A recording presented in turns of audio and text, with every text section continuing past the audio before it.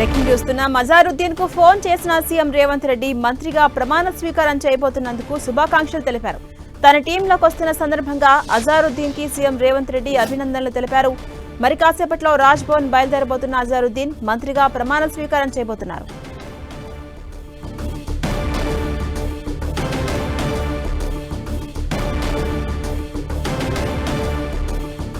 Updates మా ప్రతినిధి చారి అందిస్తారు. చారి, అజారుద్దీన్ మరి కాసేపట్లో రాజ్భవన్ లో ప్రమాణ స్వీకారానికి బయలుదేరబోతున్నారు. ఈ నేపథ్యంలో సీఎం రేవంత్ రెడ్డి ఫోన్ చేసి ప్రమాణ స్వీకారం చేయబోతున్నందుకు శుభాకాంక్షలు తెలిపారు. అప్డేట్స్ ఏంటి ఓవరాల్ గా? ఝాన్సీ, ఈరోజు క్యాబినెట్ విస్తరణ జరగబోతోంది. 12 గంటల 10 నిమిషాలకు రాజ్భవన్లో క్యాబినెట్ విస్తరణ కొనసాగుతుంది. ఈ క్యాబినెట్లో భాగంగా అజారుద్దీన్కి అవకాశం కలిగింది. అజారుద్దీన్ 12 గంటల 15 నిమిషాలకు ఆయన ప్రమాణ స్వీకారం చేయబోతున్నారు.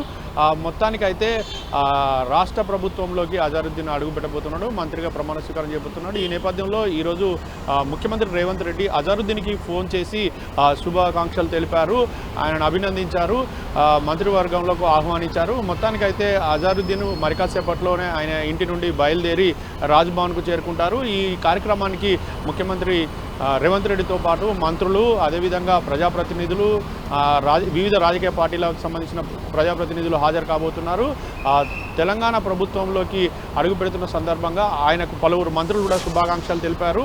ఇక ఒకవైపు ఈ క్యాబినెట్ విస్తరణ కేవలం రాజకీయ జూబ్లీహిల్స్ ఎన్నికల నేపథ్యంలో జరుగుతుందనే విమర్శలు కూడా వస్తున్నాయి. అయినప్పటికీ ప్రభుత్వం మాత్రం ఖచ్చితంగా క్యాబినెట్ ఎక్స్పాన్షన్ చేస్తున్నాము. హైదరాబాదు నగరం నుంచి ఒకరికి, జిల్లా నుంచి ఒకరికి ప్రాతినిధ్యం కల్పించాలనే ఉద్దేశంతోనే ప్రభుత్వంలో ఇటు అజారుద్దీన్ని తీసుకోవడం జరిగిందని చెప్పేసి కూడా ప్రభుత్వ వర్గాలు చెప్తున్న పరిస్థితి ఉంది. ఝాన్సీ, అదేవిధంగా చారి, ఎవరెవరు ప్రమాణ స్వీకారోత్సవానికి హాజరయ్యే అవకాశం ఉంది?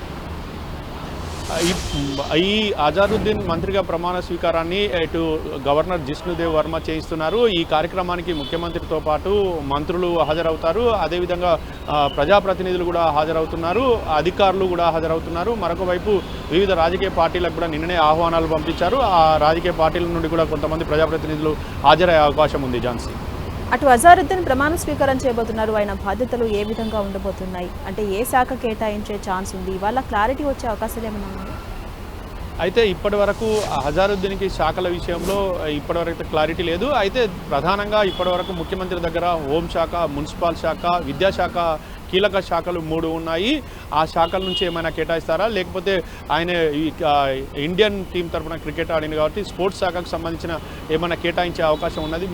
మైనార్టీ వెల్ఫేర్ సంబంధించిన ఏమైనా శాఖలు కేటాయిస్తారా అనేది చూడాలి. Right, thank you Chari.